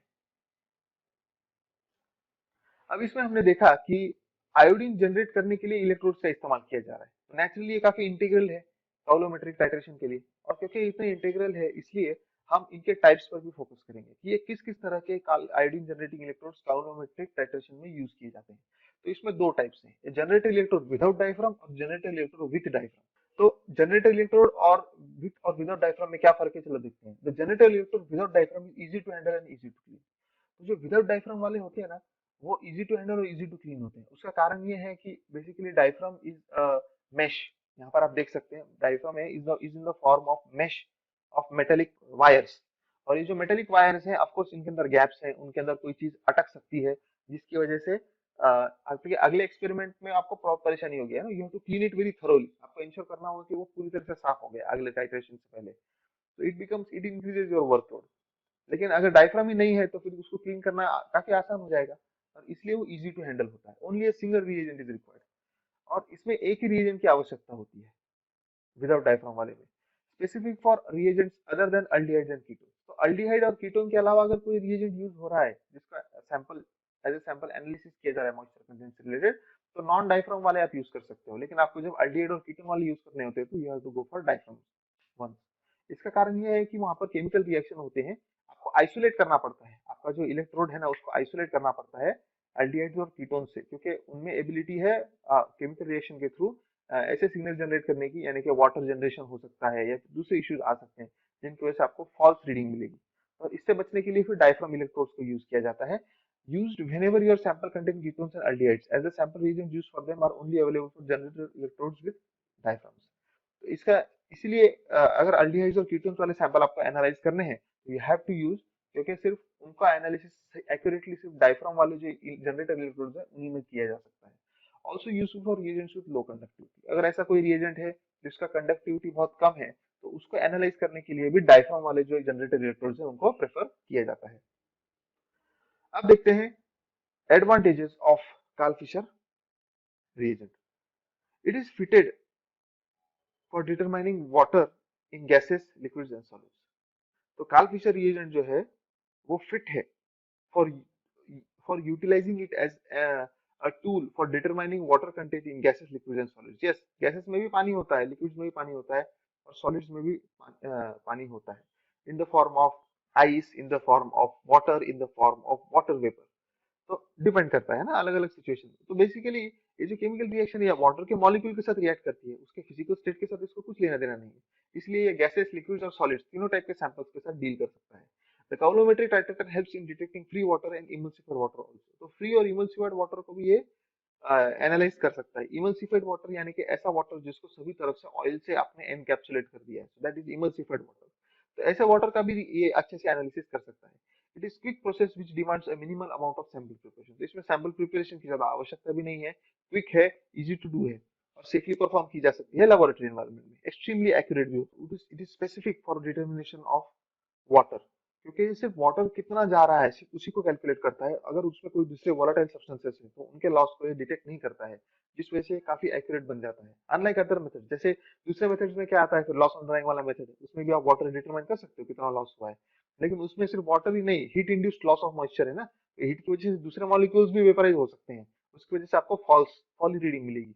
तो आपको याद रखना होगा कि ये काफी बड़ा एडवांटेज है कार्ल फिशर रिएक्शन का, क्योंकि वो एकदम स्पेसिफिक है, सिर्फ वाटर के साथ डील करती है, इसलिए आपको एग्जैक्टली वाटर कंटेंट के बारे में ही पता चलता है। It works with small samples unlike several other methods and this makes it more accurate and repeatable. तो ये तो बात नेचुरल है कि ये स्मॉल सैंपल के साथ भी बहुत अच्छे से काम कर सकती है और इसी वजह से एक्यूरेट भी हो जाती है और रिपीटेबल भी हो जाती है। The process lends itself to automation making water determination of matter of minutes. तो एक ऐसी प्रोसेस है जिसको आप हाईली ऑटोमेट भी कर सकते हो, तो इस वजह से वाटर डिटर्मिनेशन का जो ओवरऑल प्रोसेस है वो जस्ट कुछ मिनट की बात बनकर रह जाता है। सो आप देख रहे हैं कि ओवरऑल कार्ल फिशर टाइट्रेटर और कार्ल फिशर रिएक्शन जो है वो इतनी यूजफुल है कि आपको इकोनॉमिकल बना रही है, आपका टाइम कंजम्पशन कम कर रही है, आपको ज्यादा एफिशिएंट बना रही है, ऑटोमेशन की वजह से एक्यूरेसी बढ़ रही है, एकदम ट्रेस एलिमेंट्स को भी, ये ट्रेस क्वांटिटीज ऑफ वाटर को भी एनालाइज कर रही है। So basically it checks all the big critical factors. एक जो क्रिटिकल जो कैरेक्टरिस्टिक्स होनी चाहिए किसी भी एनालिटिकल प्रोसीजर के, ये सभी एनालिटिकल उन रिक्वायरमेंट्स को पूरा कर रही है काफी अच्छे से। Overall Karl Fischer reaction is a very good reaction and the method is also very good. तो लिमिटेशंस में देख लेते हैं अब क्या। It is a destructive technique naturally, इसमें अगर आप सैंपल डाल रहे हो तो सैंपल आपको वापस मिलने नहीं वाला, sample is gone. Solvent consumption is high as the manual volumetric titration demands reloading during each determination। तो सैंपल सॉल्वेंट कंजम्पशन हाई होता है वॉल्यूमेट्रिक में, खास करके कि आपको बार बार मिथेनॉल चेंज करते रहना पड़ता है। और as you know methanol analytical reagent grade का जो मिथेनॉल होता है वो काफी एक्सपेंसिव होता है, तो you have to consume a lot.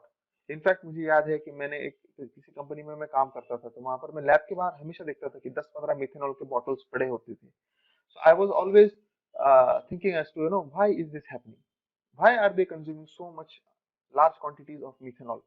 तो फिर मुझे बाद में पता चला कि मॉइस्चर कंटेंट के लिए यूज होता था। तो डेली बेसिस पे 3-4 लीटर वो मिथेनॉल उनका यूज हो जाता था, क्योंकि वो through out the day continuously उनको अलग अलग डिपार्टमेंट से सैंपल आते रहते थे और वो कंटिन्यूस मॉइस्चर एनालिसिस करते रहते थे। डेली बेसिस पे 4-5 बॉटल, जो एक बॉटल जो थी वो 2 लीटर की थी, तो इस तरह से 7 से 8 litre methanol on every day वो कंज्यूम करते थे, क्योंकि वो इतने बिजी थे। तो आप देख सकते हैं कि दिस इज काइंड ऑफ थोड़ा सा इनएफिशिएंट लगता है कि इतना ज्यादा सॉल्वेंट हम वो भी एनालिटिकल रीजन ग्रेड का यूज करते हैं। ये एक उसका लिमिटेशन है अगर आप वॉल्यूमेट्रिक यूज कर रहे हो। Volumetric titration is fit only for samples that contain small amount of water. तो काउलोमेट्रिक में आप लार्ज क्वांटिटी ऑफ वाटर का हैंडल नहीं कर सकते, काउलोमेट्रिक एकदम सेंसिटिव होता है, तो एकदम जो ट्रेस एलिमेंट्स वाले जो सैंपल है सिर्फ उन्हीं को एनालाइज करने के लिए इसको यूज किया जाता है। Coulometric titration takes extremely long periods to determine, और काउलोमेट्रिक को समय लगता है। वॉल्यूमेट्रिक क्विक है, लेकिन काउलोमेट्रिक क्योंकि क्वांटिटी बहुत कम है तो it takes time for the reading to stabilise, which Again, it increases overall time required to perform moisture content analysis. Manual titration requires considerable operator input. अगर आपको मैन्युअल टाइट्रेशन करना है तो उसके लिए आपको एक्सपीरियंस आदमी चाहिए। ये ऐसी एक्टिविटीज नहीं है कि बिना ट्रेनिंग के कोई भी पूरी कर सके। You need proper exposure, proper training and understanding of the process in order to do it in a manner that is considered reliable and compliant with regulatory requirements. Compounds like lithium chloride have tightly bound water or hydration, so when they are part of the solvent, it is difficult to use with KF titration. तो ऐसा कभी कभी होता है कि lithium chloride जैसे जो molecules हैं जो वाटर के साथ बहुत टाइट बाइंडिंग करते हैं, वो वाटर को अलाउ नहीं करते कैल फिशर रिएक्शन में पार्टिसिपेट करने के लिए आसानी से। तो ऐसे रिएक्शन में फिर आपको एकदम बहुत ज्यादा समय लग जाएगा रिएक्शन को कंप्लीट करने के लिए, या फिर आपको जो एकदम शार्प एकदम जो डेड स्टॉक एंड पॉइंट की आदत है, वैसा डेड स्टॉक एंड पॉइंट नहीं मिलेगा, वो ग्रेजुअल एंड पॉइंट आएगा। तो एंड पॉइंट डिटेक्शन में भी आपको इश्यूज क्रिएट हो सकते हैं, जिसकी वजह से आपके कैलकुलेशन में एरर आएगा या फिर डिफरेंस आएगा। Karl-Fischer titration depends upon a redox reaction, and thus any component of the sample which is as dimethyl sulfoxide will react with the iodine in the reagent and generate false results. तो देखिए, ये काल redox reaction है और ऐसा कोई भी chemical जो डाइमिथिल सल्फोक्साइड की जैसा केमिकल नेचर है इसका, अगर वो बाय चांस आपके सैंपल के साथ आ रहा है तो वो भी रिएक्ट करेगा आयोडीन के साथ और फॉल्स रिजल्ट जनरेट करेगा। तो आपको आपका जो भी सैंपल आप एनालिसिस कर रहे हो moisture content analysis, you have to make sure that it does not contain dimethyl sulfoxide. अगर डाइमिथिल सल्फोक्साइड है तो उसके वाटर कंटेंट के लिए फिर आपको क्या करना होगा, उसका भी वाटर इक्विवेलेंस फैक्टर कैलकुलेट करना होगा। आपको ये देखना होगा कि मैं जो भी सैंपल ऐड कर रहा हूँ उसमें टोटल क्वांटिटी डाइमिथिल सल्फोक्साइड का कितना है, और वो एग्जैक्टली उसकी वजह से कितना करंट ऐड होने वाला है। फिर वो करंट या फिर वो क्वांटिटी जो है वो डिटरमाइन करके फिर उसको आपको फाइनल आंसर में से सब्सट्रैक्ट करना होगा, आपको एक्चुअली जो सही रिजल्ट है वो मिल सके। क्योंकि ये आपको फॉल्स पॉजिटिव दे देगा। पानी तो है नहीं लेकिन पानी की तरह ये बिहेव करेगा, जिस वजह से आपको फॉल्स रीडिंग मिलेगा। तो अब देखते हैं एप्लीकेशंस क्या होते हैं कालफिशर के। हमने काफी स्टडी की है कालफिशर की, तो अब देखते हैं फिजिकली मतलब अलग अलग इंडस्ट्री में इसका यूज कहाँ कहाँ पे किस किस तरह की इंडस्ट्री में होता है। तो सबसे पहले है food industry. Naturally food industry में वाटर कंटेंट बहुत इंपॉर्टेंट होता है, क्योंकि आप जो भी फूड प्रोडक्ट बना रहे हो या कोई भी केमिकल बेस्ड प्रोडक्ट भी क्यों ना हो, जब आप उसको बना रहे हो तो उसके अंदर का जो वाटर कंटेंट होता है उसको कैलकुलेट करना इंपॉर्टेंट होता है, क्योंकि उसका डायरेक्ट इंपैक्ट आता है शेल्फ लाइफ। और शेल्फ लाइफ कम हो या ज्यादा हो तो दोनों ही सिचुएशंस में कंपनी को वो पता होना चाहिए, इट शुड बी रिलायबल। और वो रिलायबिलिटी हमें तभी मिल सकती है जब हम एक्चुअली उसके अंदर वाटर कंटेंट उसको अच्छे से डिटरमाइन कर सके। वाटर कंटेंट आप अच्छे से डिटरमाइन करोगे तो आपको शेल्फ लाइफ का एक्यूरेट एस्टिमेशन मिलेगा, और उस वजह से आप जो रेगुलेटरी रिक्वायरमेंट्स है उनके साथ काफी अच्छी तरह से कंप्लाई कर सकोगे। सिमिलरली केमिकल इंडस्ट्री में आप अलग अलग केमिकल्स की जो स्टेबिलिटी है उसके ऊपर भी फोकस करने की कोशिश करते हो, और इसलिए ये इतना इंपॉर्टेंट बन जाता है कि आपको हर केमिकल रिएजेंट का जो आप यूज कर रहे हो उसका वाटर कंटेंट पता होना चाहिए। तो again it becomes very important. Pharmaceutical industry में भी सेम है, ज्यादा वाटर यानी कि आपका मेडिसिन कम दिन तक उसकी शेल्फ लाइफ कम हो जाएगी, कम शेल्फ लाइफ होगी अगर तो उसमें इश्यूज आते हैं। तो आपको वाटर कंटेंट बेसिकली रेगुलेट करना होता है। जैसे अभी लाइफेलाइज प्रोडक्ट्स है मार्केट में, लाइफेलाइजेशन मतलब फ्रीज ड्राइंग टेक्निक होती है, जिसमें बहुत ही ज्यादा कम प्रेशर में यानी कि वैक्यूम में, एक्सट्रीम अल्टीमेट वैक्यूम उसको कहते हैं, अल्टीमेट वैक्यूम में एकदम कम टेम्परेचर पर यानी कि -70 डिग्री सेल्सियस के आसपास का टेम्परेचर होता है, उस पर उसको मेंटेन रखा जाता है, जिसकी वजह से जो वेपर प्रेशर है वाटर का या फिर किसी भी लिक्विड का वो एक्सट्रीमली बढ़ जाता है, और बढ़ने की वजह से वो लिक्विड स्टेट में से सॉरी वो सॉलिड स्टेट में से, क्योंकि वो फ्रीजिंग होता है ना, टेम्परेचर -70 डिग्री सेल्सियस होता है, तो आइस में से वो सीधा वेपराइज हो जाता है, it skips the liquid step, और इसी को हम फ्रीज ड्राइंग कहते हैं। तो ये जो फ्रीज ड्राइंग होता है ना, फ्रीज ड्राइंग में भी जो फाइनल प्रोडक्ट आपके पास बचता है उसमें वाटर पूरा गया कि नहीं, ये चेक करने के लिए आप कार्ल फिशर रिएक्शन का इस्तेमाल कर सकते हो। फिर गैस एनालिसिस और कॉस्मेटिक्स में भी इसका काफी सिग्निफिकेंट एप्लीकेशन है।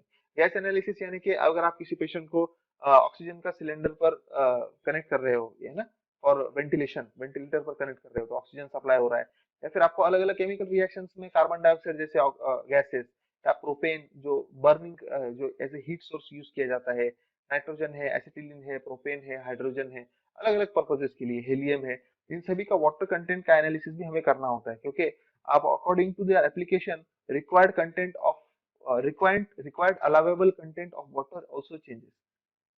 तो मेडिकल पर्पस के लिए गैस यूज हो रही है तो उसके अंदर डिजॉल्व उसके अंदर वाटर कंटेंट कितना है वो अलग रिक्वायरमेंट होगी, इंडस्ट्रियल प्रोसेस के लिए अलग रिक्वायरमेंट होगी। तो ये सारे जो रेगुलेटरी स्टैंडर्ड्स होते हैं इनके साथ कंप्लाई करने के लिए गैसेस का भी वाटर एनालिसिस करना, मॉइस्चर कंटेंट एनालिसिस करना इंपॉर्टेंट होता है। दूसरी इंडस्ट्रीज में आता है सीमेंट इंडस्ट्री। ऑफ कोर्स आपके जो सीमेंट के जो सैंपल्स हैं उसके अंदर टोटल वाटर कंटेंट कितना है, क्योंकि वाटर कंटेंट की वजह से सीमेंट की लाइफ डिटरमाइन होती है। अगर वाटर कंटेंट ज्यादा है तो यूज होने से पहले ही सीमेंट हार्डनिंग हो जाएगी, जिसकी वजह से वो यूज नहीं कर पाएंगे। फिर petrol and diesel, similar situation can be observe. Polymer industry, जहां पर हम प्लास्टिक मैन्युफैक्चर करते हैं, प्लास्टिक के पैलेट्स से हम मोल्डिंग करते हैं। ये सारे जितने भी अलग अलग पॉलीमर इंडस्ट्रीज हैं, सभी में वाटर कंटेंट डिटरमाइन करना इंपॉर्टेंट होता है। सिमिलरली पेट्रोलियम रिफाइनरी में भी जरूरी होता है, और पेंट और डाई इंडस्ट्री में तो इसका इंपॉर्टेंस काफी ज्यादा है। तो ये था हमारा कार्ल फिशर टाइट्रेशन का सेशन। इसमें समरी में हम देखेंगे हमने क्या क्या कवर किया। हमने सबसे पहले तो इंट्रोडक्शन देखा, कार्ल फिशर टाइट्रेशन क्या होता है, कार्ल फिशर टाइट्रेटर क्या होता है, उसके कौन कौन से टाइप्स होते हैं। फिर हमने प्रिंसिपल ऑफ वर्किंग को स्टडी किया, साथ ही साथ हमने जो इलेक्ट्रोड्स इसमें है उनको भी देखा, एग्जैक्टली जो केमिकल रिएक्शन होती है उसको देखा, अलग अलग उसके स्टेप्स आइडेंटिफाई किए हमने। फिर एंड पॉइंट डिटेक्शन के लिए कौन कौन सी टेक्निक्स यूज की जाती है, बाय एम्पेरोमेट्रिक है, बाय वोल्टामेट्रिक है, और कौन कौन सी टेक्निक्स यूज नहीं की जाती हैं, जैसे कि स्पेक्ट्रोफोटोमेट्रिक है या फिर वो विजुअल डिटेक्शन है, उसको यूज नहीं किया जाता। इन सारे फैक्टर्स को हमने देखा। कार्ल फिशर रिएजेंट कैसे बनाया जाता है, बनाने के बाद उसको स्टैंडर्डाइज कैसे किया जाता है, इस पर भी हमने बात की। वॉल्यूमेट्रिक केएफ टाइट्रेशन कैसे होता है वो देखा, काउलोमेट्रिक केएफ टाइट्रेशन कैसे होता है वो भी देखा। फिर कार्ल फिशर टाइट्रीमेट्री के एडवांटेजेस और लिमिटेशंस दोनों देखे, एप्लीकेशंस पर बात की हमने। तो इस तरह से हमने ये आज का सेशन जो है कार्ल फिशर रिएजेंट से रिलेटेड और कार्ल फिशर टाइट्रेशन से रिलेटेड, उसको हमने पूरा किया है। तो इस सेशन को देखने के लिए बहुत बहुत धन्यवाद आपका। मैं आशा करता हूँ कि हमारा अगला सेशन में भी आप इसी एंथुजियाज्म के साथ पार्टिसिपेट करेंगे। Thank you very much. मिलते हैं अगले सेशन में।